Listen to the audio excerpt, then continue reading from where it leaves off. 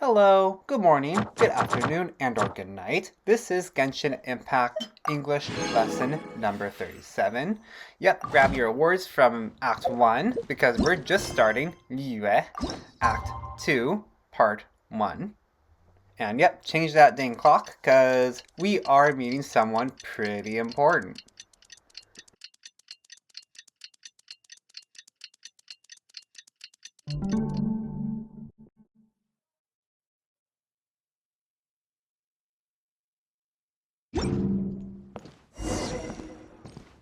In case you're doing anything else like dailies, exploring, you want to come back to Liyue Harbor in the Northland Bank.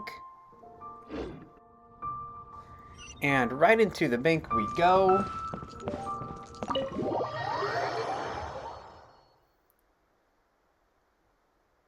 Arms up, this is a robbery. Where are your Fatui locations? Tell us. Welcome, friend of child, and congratulations on the first day of your illustrious career with the Fatui. Illustrious adjective for being well known and are respected, used in formal cases just like this. You sound remarkably sure of yourself. Remember, we are mere mortals. Our ideas are fluid like water. Only the Tsaritsa truly has a will as solid as the permafrost. Permafrost, noun, it's a very, very, very thick layer of ice and soil that remains frozen throughout a long time. She's being very metaphorical with the Tsaritsa because the Tsaritsa is so powerful, just like the permafrost in Shnaznaya. But back to the matter at hand. Child tells me that he has upheld his end of your agreement. What agreement? Oh, the thing about him helping us find a guy?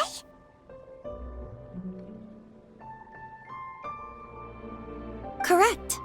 Child promised he would find someone to break the stalemate. And the Harbingers do not break their promises lightly. Ah, where is that guy anyway? Child is currently at Liyue Pavilion. Oh, Paimon knows this one. There are two styles of cooking in Liyue, known as Li style and Yue style. They have been competing for centuries, but neither has emerged as the clear winner. The flagship restaurant of the Li style is the Liyue Pavilion. The owner especially chose to open the restaurant at Feiyuan Slope so they could compete face-to-face with the Xinyue Kiosk, which is the flagship restaurant of the Yue style. Don't talk to Paimon like that! Anyway, Paimon's hungry. Let's get moving. Yep, and that sets course for Act 2 of Liyue. Farewell, Archaic Lord. Yep, and we're gonna find Child Tartaglia. Right over there. My favorite way, we're going to fly to that location with style. No, Liyue Harbor is just so beautiful. Always do it. Oh my god. Do not take it for granted. And you've probably heard that a lot. Not taking something for granted. I say it a lot. It just means to actively appreciate something when it's not always going to be there. And or recognize the value of people, opportunities, and other things in life. Such as views. I mean, great example, don't take your family for granted. They always love you, and hopefully they love you. And friendships. And we're gonna plunge attack into Ciao Tartaglia.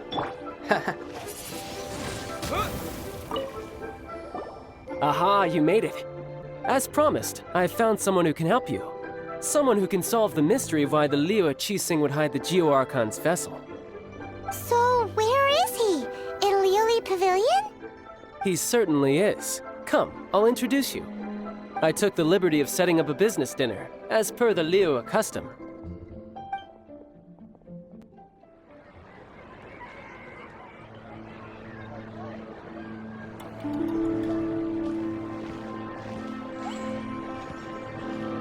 Welcome back, sir. You honor us with your patronage.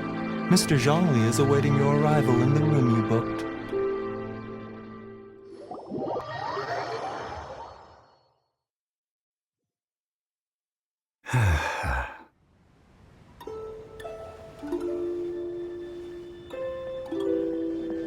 Hi.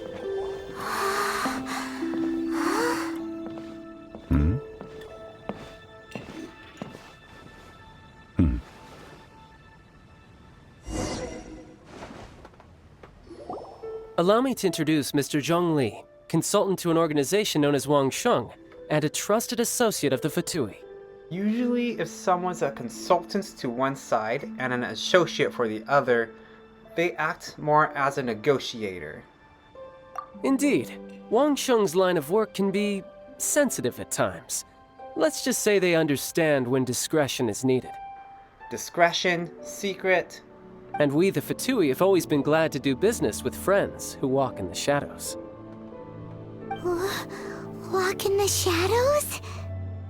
It is an honor to meet you. I have heard tell of you from Mondstadt. To walk in the shadows, to do something in secret, you know, like in those movies where, like, in spy movies, we can't do it up front, but we gotta do it in secret, all along, and not gain recognition. Discretion? Shadows? Is Wangshan some kind of business involving dealing with people? Indeed, it is as you have guessed. The Wangsheng Funeral Parlor organizes burials. We ensure that those who pass on do so in peace. Huh? Did you think he was some sort of hired killer? The Fatui calls many such people friends, but the Wangsheng Funeral Parlor does not dabble in such business. Well, ostensibly. Yeah, two things here, then I'll get into the meaning. So, dabble verb means to take part in an activity in a casual or superficial or fake way. Child emphasizes friends as subtext because the Fatui takes advantage of other people as, quote-unquote, friends, but they're not. Ostensibly is an adverb, meaning someone acts in a manner that conceals or may conceal what is true or real. Ciao Tartaglia is saying when he says the dabble line, that on the surface, the funeral parlor is an honest business, and they wouldn't do such things like the Fatui. Well, apparently, to his understanding. And that's usually how you use ostensibly. Well, they are still... I shouldn't say too much. In any case, I brought you to meet Mr. Zhongli because... Because I can bring you to see Rex Lapis's vessel. What? Don't be so surprised. Sure, the Geo-Archon's body has been squirreled away by order of the Tianquan Ningguang. But first, let's hear what Mr. Zhongli has to say, shall we?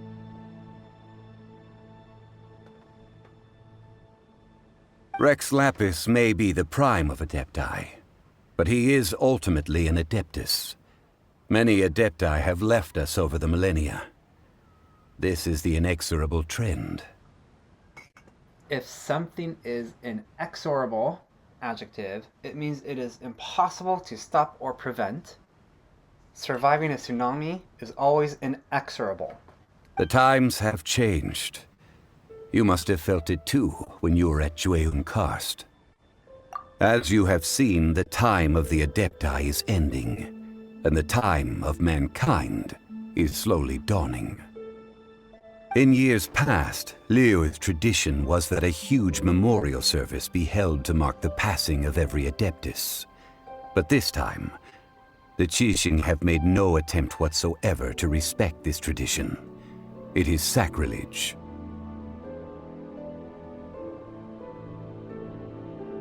Yeah, the killer hasn't even been caught yet. Deicide or not, the concern of the Wangsheng Funeral Parlor is this. When the ritual to receive this god is so kingly, It is all the more egregious for his final send-off to go unattended to. Egregious adjective, meaning outstandingly bad or shockingly bad. It would be so bad if Rex Lapis did not have a proper funeral. Traveler, Child has told me a lot about you. Since you have had dealings with the Animo Archon, could I ask you to help me prepare the Geo Archon's last rites? Oh? In our line of work, this means that you want to silence me. How interesting. Draw your sword, we shall... Just kidding. Let's continue, shall we? The Qianquan Ningguang has forbidden anyone from accessing Rex Lapis's vessel, which of course you would need to access if you were to achieve your goal of meeting all of the 7. Precisely. Only by participating in the rite of parting will you be able to see the form of Rex Lapis again. If we are agreed, come with me. We will speak of the details as we walk.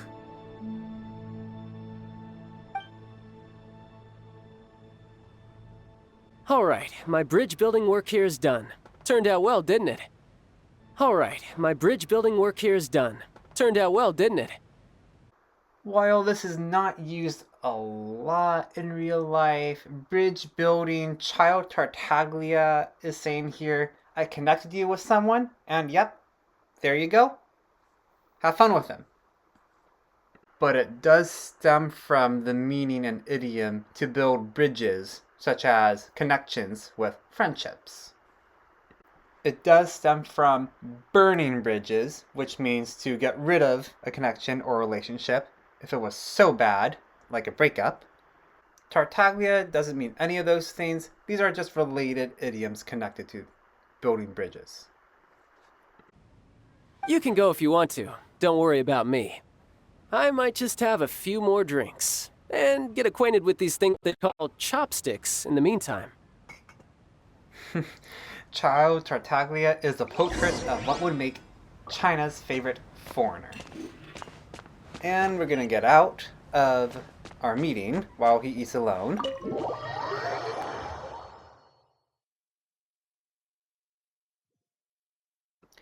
And we're gonna talk to Zhongli.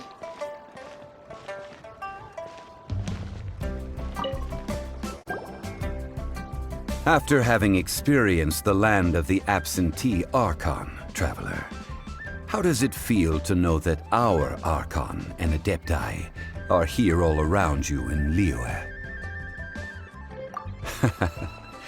I see. So you're that sort of person. It's not a bad thing. But I suppose you have yet to experience the substance of Liyue's 3,700 years of divinity. Organizing the rite of parting should prove to be an enlightening part of your travels. Enlightening because of what we're doing. This moment will be very special, and we will remember it. In casual English, we would say this to describe an experience, such as, oh my god, the trip to Paris with my wife, oh my god, the lights, it was so enlightening. What an enlightening experience. Liyue is the most prosperous of the 7 nations, defended by deities and ruled by the Qixing. As such, the diplomatic maneuverings of the Fatui have gained no purchase here. Let's see here. So what Zhongli means here, as such the diplomatic maneuverings of the Fatui have gained no purchase here. So while the Fatui have a bank in Liyue, they can't really influence other people, but they're heavily restricted by Ningguang and Ningguang's extended forces to kind of stop them from shady business. There's a lot of weight when he's saying that the Fatui have gained no purchase to Liyue, but you will explore it later because I don't want to spoil the story for you in the middle of English lessons and or when you're playing it at this time. Ningguang of the Qixing has always been on her guard against the Fatui. That is in all likelihood why Child wants to make use of the Wangsheng funeral parlor's connections. Huh. What would Child get out of us doing the rite of parting anyway? I neither know nor do I wish to know. As far as I am concerned, the Fatui are merely financial sponsors. I only wish for Liyue's traditions to endure.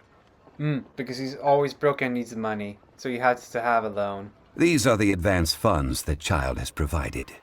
If you use them up, you can go to him to apply for any subsequent funding. Subsequent funding, Zhongli just means, yeah, we have some extra money just because he signed a contract with them. He has connected and secured equity with the Fatui. Wow. Well then, let us be off. The first step in our preparations shall be to obtain some prize Noctilucus jade worthy of a deity. Yeah, so Noctilucus, adjective, is a very rare word, and it means something is shining or glowing in pure darkness at night. And then if you took a break or something, or for doing something else in Genshin, you want to return to Liyue Harbor, and then go to the southeast side here, and then talk to this salesman.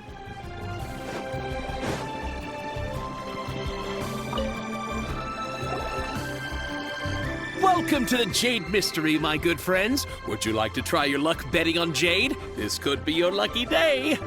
It's cheap and it's fun, and who knows, you just might strike it rich. Strike it rich says what it is. Very popular phrase. If I win the lottery, I'll strike it rich. Betting? No, we're here for... What was it again? Noctilucus jade, of radiant grade at the very least. Radiant grade, Noctilucus Jade? I see. You're not a tourist. My apologies.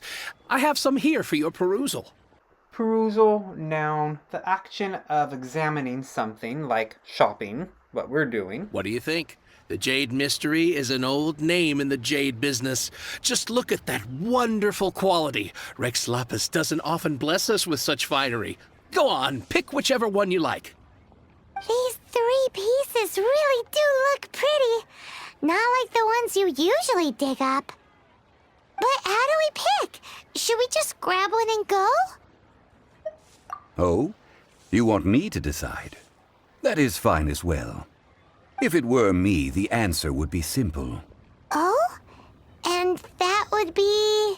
I'll take them all, boss. Oh, very confident. Oh, you act with such panache, good sir. I always knew you were not a man of ordinary caliber. With such panache is almost saying with much gusto. Zhongli is being very bold. Not a man of ordinary caliber. So that phrase is an idiom meaning, it's a assessment of level of ability. In this scenario, someone of medium caliber will try to have a balanced price to bet on, but someone who is not of ordinary caliber, I'll take them all. I will bet on everything. I will go all out. Oh, wait, boss! That one didn't count! We need to discuss it again! Oh no, he's going after Amora. I don't have that much, Zhongli. Hey! If we only need 1 for the ritual, aren't we wasting 3 times the Mora if we buy them all? Yes, indefinitely. Oh, Mora.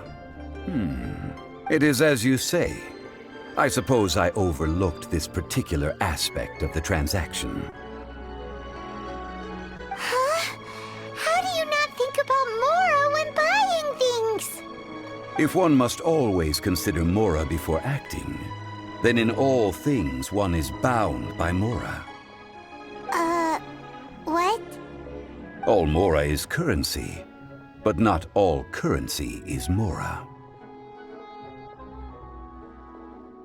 What?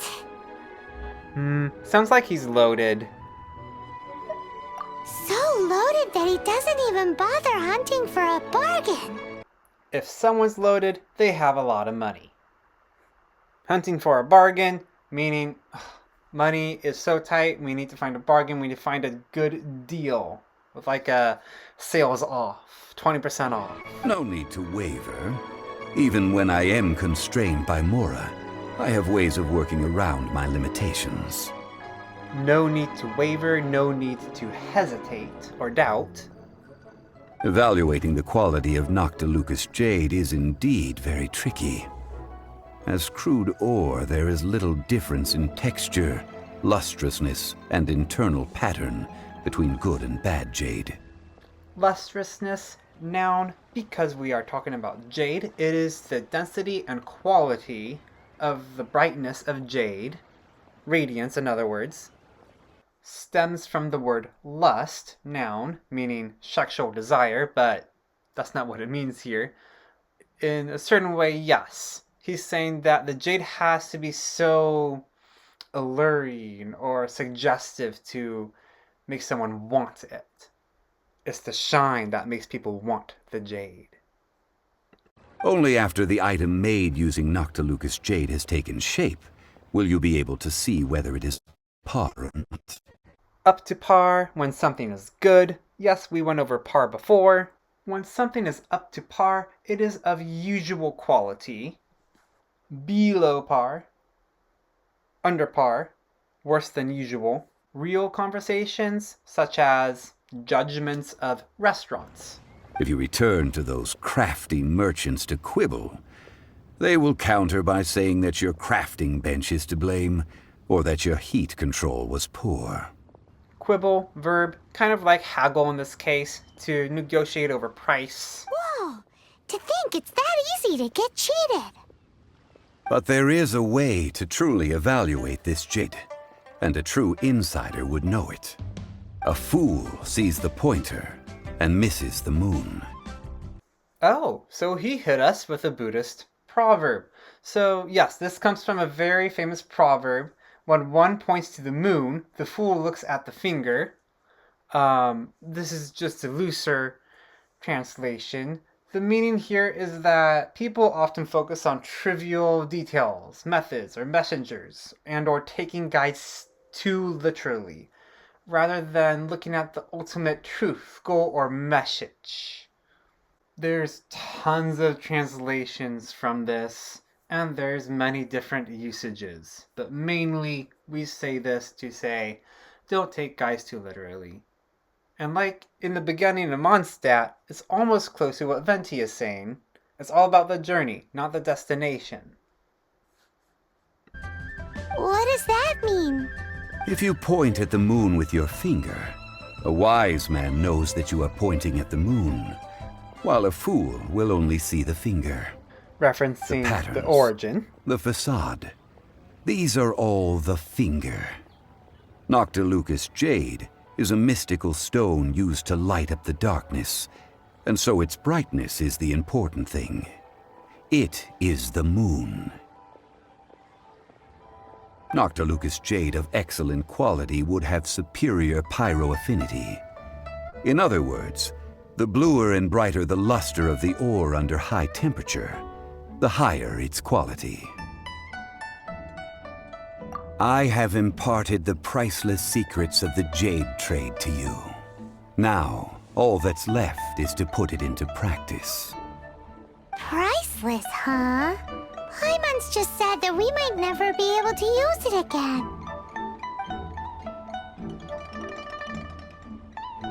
We're back to buy some rocks, boss. But can you let us burn them first? Burn them? You can't do that, my friends. If you were to do so, what would I have to sell? Not buying? Come now, my good friends. We can still discuss this. Negotiation is key to trade, wouldn't you say? How about this? I can take a small sample of all three. I'll take a bit of a loss. We'll count it as a friendly gesture. Don't worry, I know the rules. As long as we can prove that it is good jade, you will not take a loss.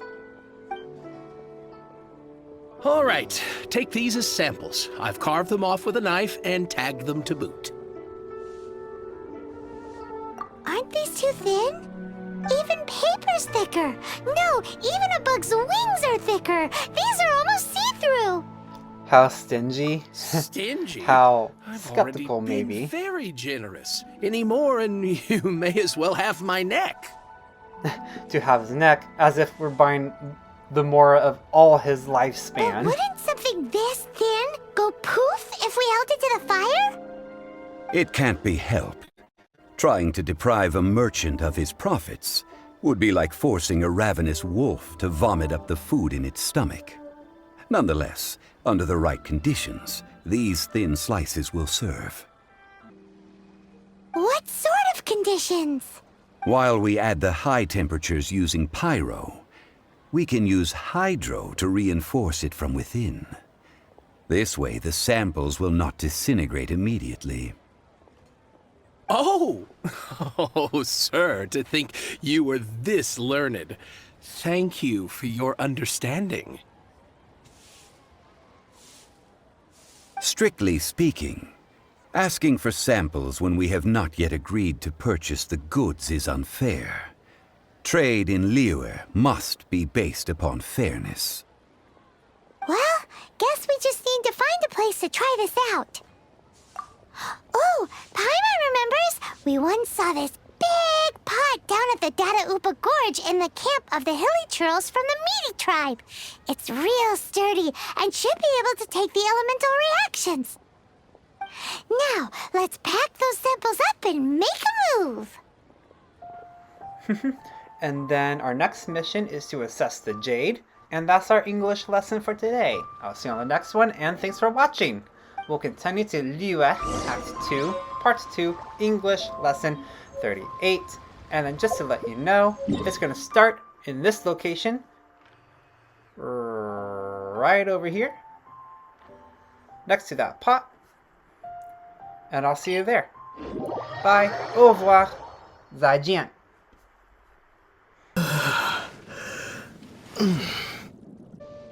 Yawning without covering your mouth. Uncouth.